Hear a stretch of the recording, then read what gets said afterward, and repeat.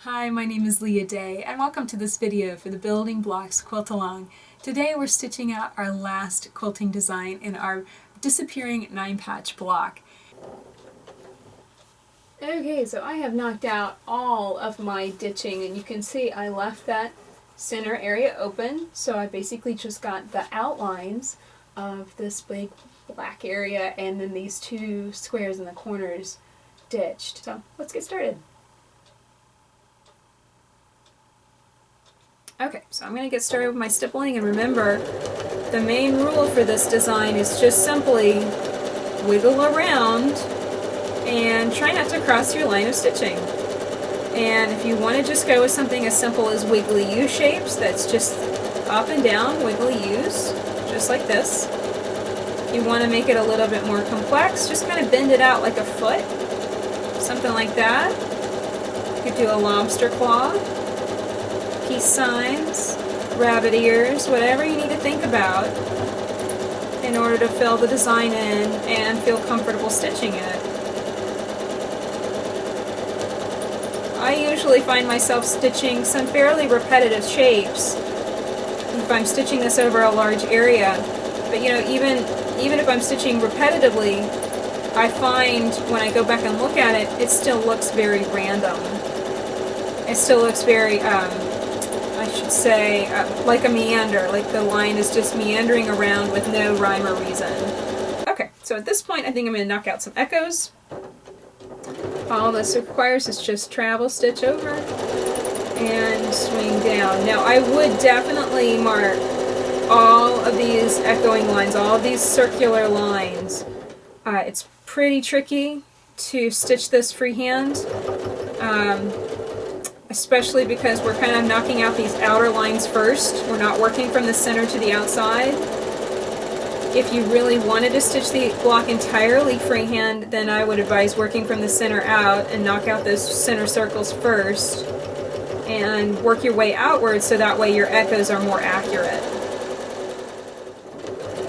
Just working my way down into the center.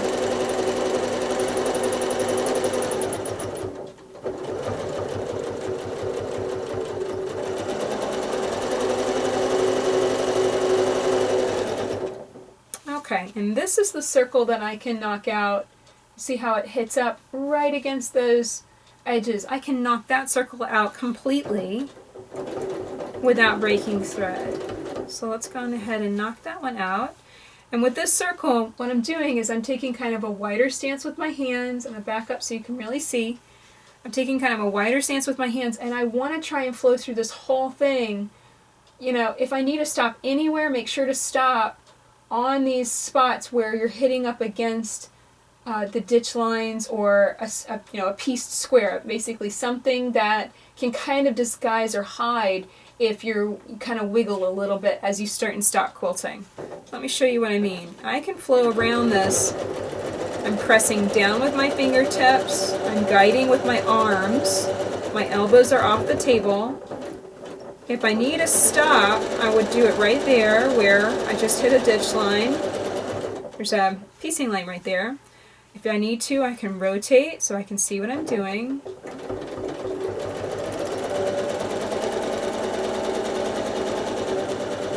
There's definitely seam allowances there, and I could feel it. That's why I stitched off a little bit right here. I could feel the seam allowances kind of pulling my foot over, so watch out for that. There's lots of seam allowances behind the top of the fabric. What we can't see them, we oftentimes pretend that they're not there. Well, they still are. They can cause some problems with our foot. So just watch out for that. If you feel resistance, you might want to reposition your hands, or if you have the ability, I have a spring on my foot, I can lift the foot slightly with that spring. Not all machines have that, but it's very nice if you do. Okay, looks like from here, just repositioning my needle a little bit, I'm going to stitch in the ditch, get to this little area and knock this out. I've got these rows of echoes, and then I'll knock out some more stippling, then I'll knock out some more echoes, then more stippling. You know, really it's just a flow from one to the other through the entire block. Once I get pretty much everything stitched, I think the very last thing I'm going to do is knock out these two circles. So I've pulled out my thread tails. both to the surface of the quilt, and now I'm going to carefully stitch this circle. It's a small circle, and it's going to definitely stand out like a bullseye in the center of this block, so I want to make sure I stitch right on the line. Again, I definitely wouldn't advise trying to freehand quilt these circles. Okay, so I've stitched my circle. I'm going to lift my needle, lift my foot, and pull the block away a little bit. Now this is the steps I do with this kind of computerized mechanical machine, and I have a thread cutter. I don't use the thread cutter unless I pull the block away, because that's how I end up with long thread tails. Okay, so now I take this. I do not want to leave that thread on the back of the quilt, because I can easily stitch through it and it'll look unsightly. So what I want to do is I want to take the thread, the top thread, and give it a tug, and grab a cheater needle. This is a self-threading needle. I'm just picked out that bottom thread, so I've now got 4 threads on the top.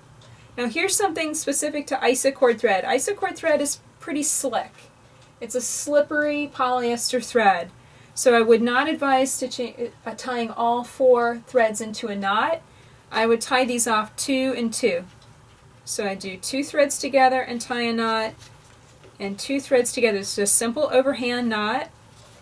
And I'll make sure to link to a video from Josh where he showed a really, really clear demonstration on how to tie those knots, so you can see it. This is a little far off, but I wanted you to see how to take care of these 2 sets of thread tails all at once. Okay, so I've got 2 sets, one going in one direction, one going the other. So here's our 2 threads and our 2 knots, and what I want to do is insert and hide these in 2 different times. I don't want to try and stitch them through the same hole, then both knots probably won't poke through it. So I'm inserting my cheater needle through the quilt.